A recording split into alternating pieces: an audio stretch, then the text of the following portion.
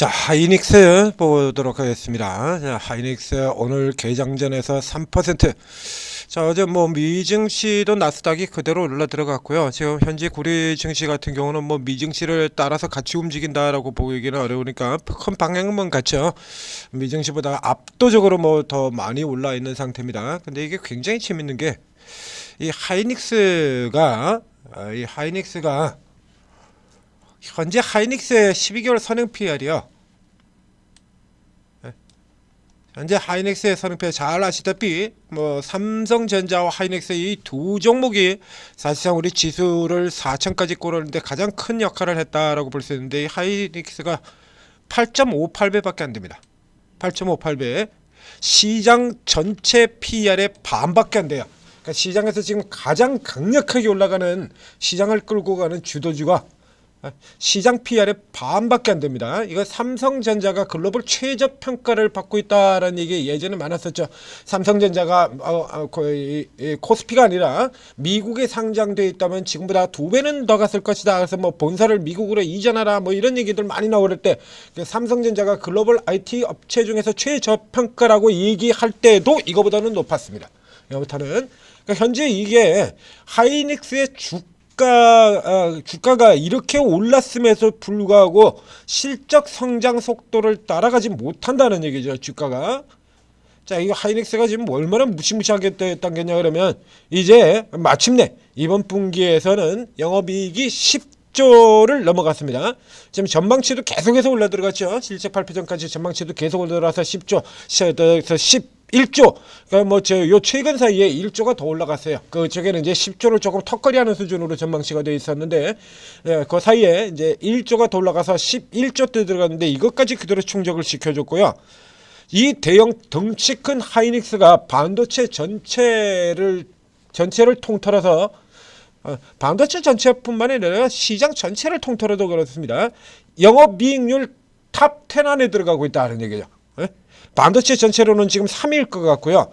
HP, SP하고 지금 경쟁할 만한 기업이 없어요. HP, SP, 그 다음에 리노공업 요런 회사들인데 못 따라가는 거죠. 실적이. 자, 이런데 어저께 같은 경우에 주가가 밀려 내려갔었죠. 이거 어저께 이제 하이닉스 대신에 어제는 이제 삼성전자로 분석을 해 드렸었는데요. 삼성전자로 요거는 앞서서 주가를 먼저 잡아 당겼던 외국인들이 자 4,000포인트를 넘기고 여기 라운드 넘버 차익 실현 한 몫이 더 크다. 재료가 지금 나쁠 게 없지 않습니까?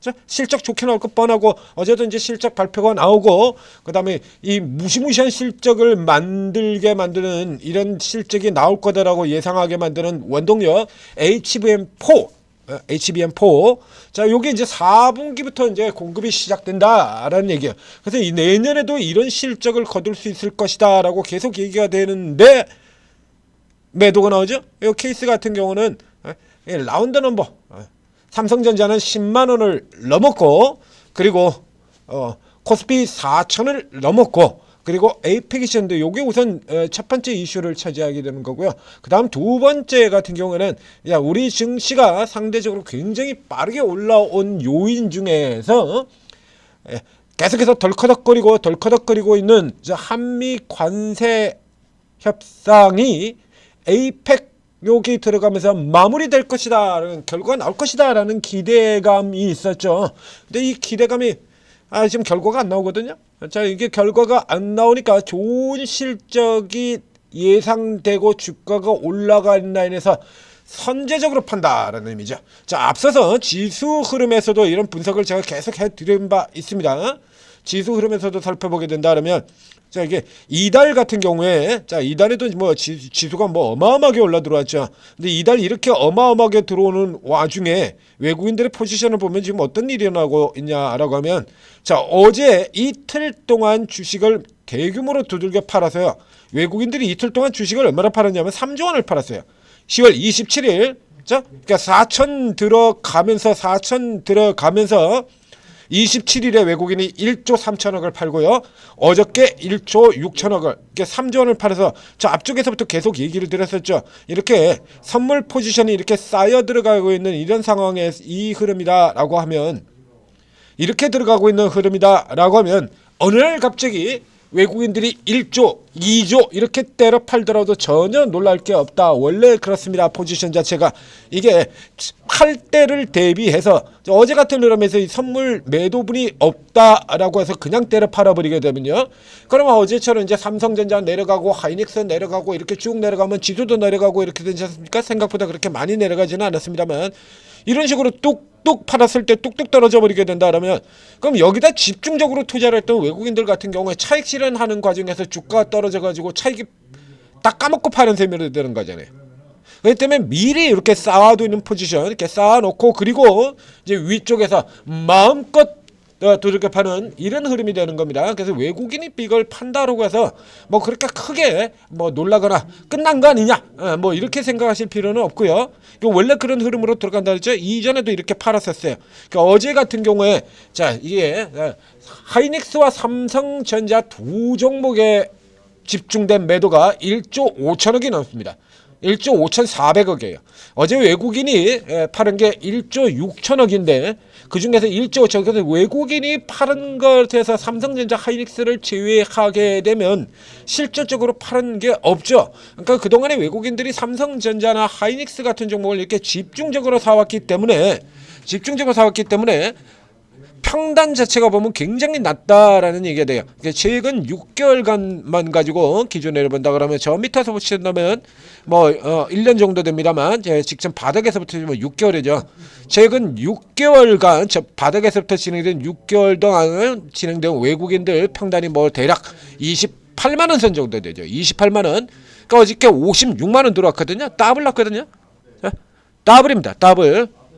지금 금액상으로 지금 이게 얼마냐 그러면 저쪽에 지금 차익세는 들어가기 전까지 해서 4조 5천억을 썼어요. 4조 하이닉스 한 종목에 6개월 동안 4조 5천억치를 사서 이게 지금 더블 들어오고 있는 거거든요. 그러니까 저 앞에서부터 시작해서 여기서 올라 들어오는 라인에서 고가로 계속해서 차익 실현 들어가는 겁니다. 하이닉스가 나빠서 패고 있는 상황이 아니라는 거죠.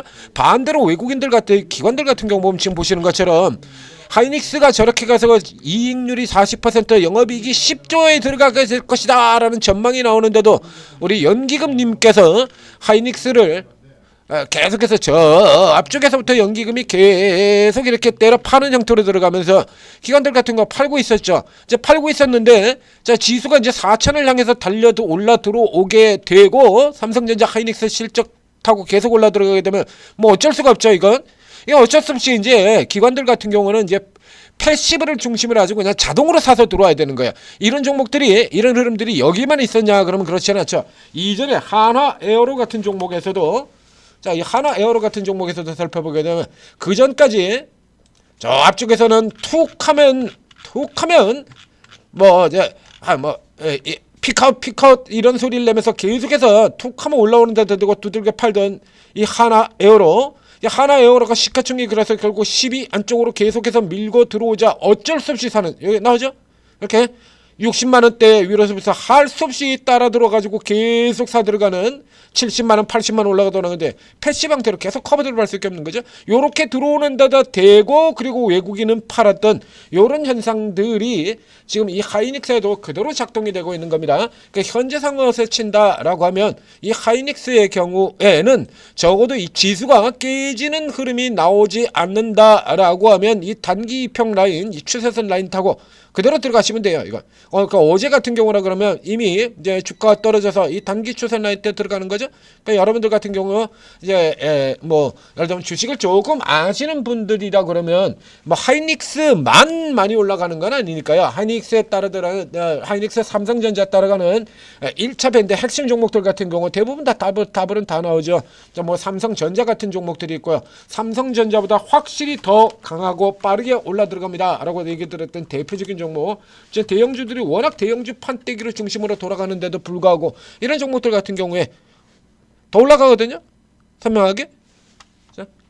그래서 조금 아시는 분들은 이렇게 들어가셔도 되고요. 이제 요 형태를 잘 모르신 분들 같은 경우에는 1차적으로 지금 같은 경우에도 사셔도 관계없습니다. 새로 들어오신 분들이라 그러면 단 여기서 한 방에 이제 다 질르는 건 곤란하죠.